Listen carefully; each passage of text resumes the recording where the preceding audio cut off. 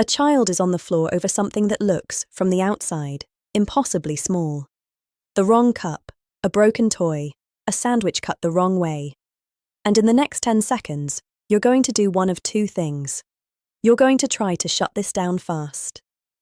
Or you're going to do the one thing every instinct in your body is telling you not to do. Whichever one you choose decides something bigger than how long this lasts. It decides what your child quietly learns today about what happens to them when they fall apart in front of you. There's a reason one culture figured this out before anyone had a name for it. And once you see it, you won't unsee it. It's just a cup. We have 5 more.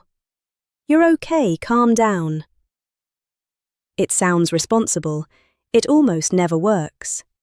Because a child mid-meltdown isn't being unreasonable. Something underneath the surface has already taken over. But before we get to the shift that changes everything, there's a reason this instinct backfires almost every time, and it has nothing to do with how patient you are. When a parent responds with correction, with a voice trying to out-volume a smaller one, the child's brain doesn't register discipline. It reads it as another source of stress, stacking on top of the one they're already drowning in, and a brain under that much pressure doesn't calm down. It digs in. That's why pushing harder against a tantrum almost always makes it last longer. You're not putting the fire out, you're feeding it. There's a quieter cost too. Every stop crying, every you're overreacting, teaches a child that big feelings are inconvenient, something to hide, or something to perform louder until someone finally listens. Neither is what any parent wants to raise.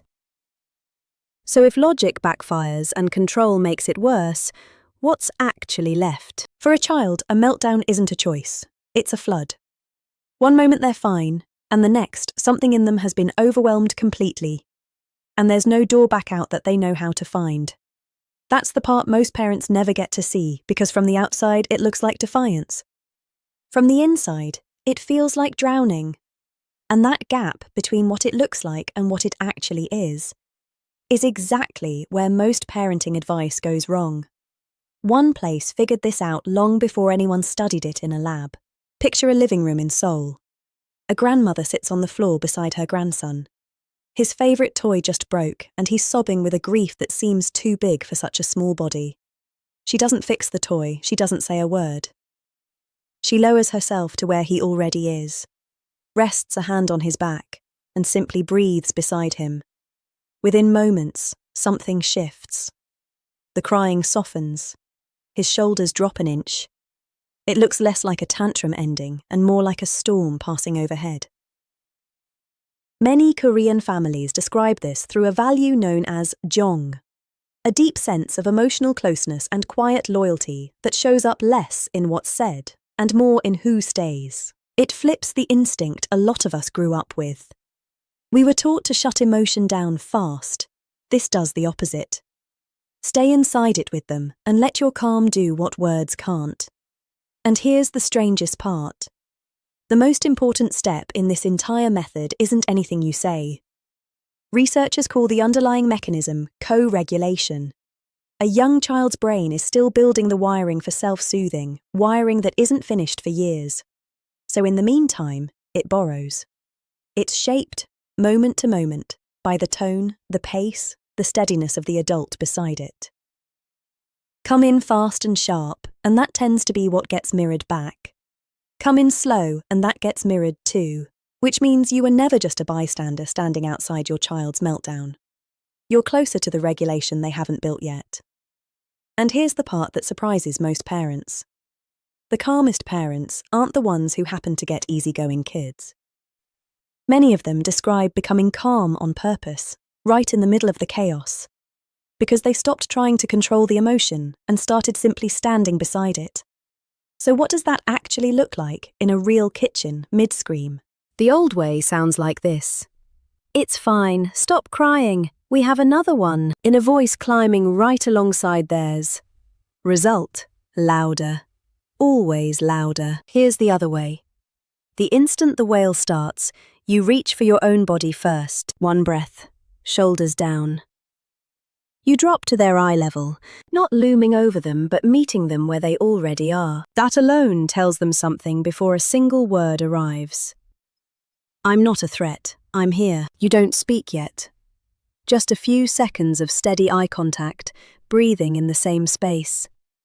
It doesn't only work over a broken toy in a quiet kitchen. Picture a different moment. A crowded restaurant. A child melting down over nothing anyone else can even name, every table turning to look. The old instinct is to rush, to hush, to apologize with your whole body. Instead, a parent lowers their voice instead of raising it, leans in instead of pulling back, doesn't perform calm for the room, just quietly becomes it for their child.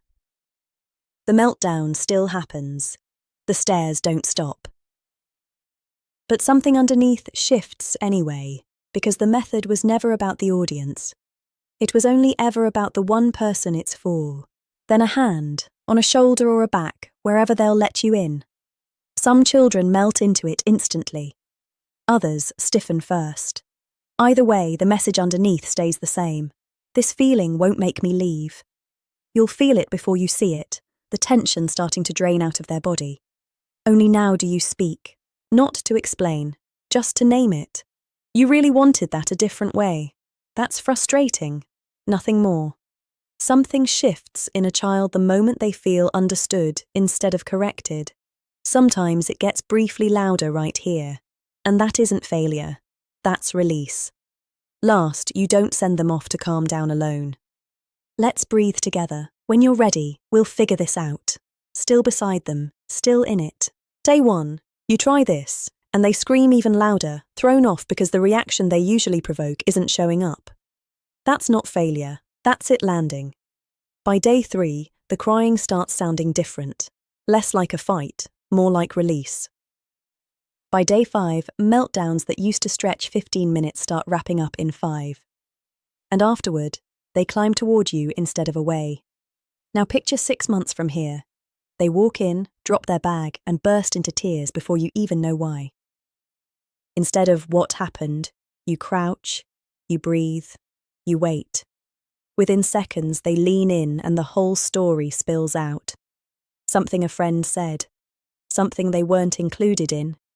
They tell you, because somewhere along the way, they learned you can hold their biggest feelings. That's not tantrum management anymore, that's trust.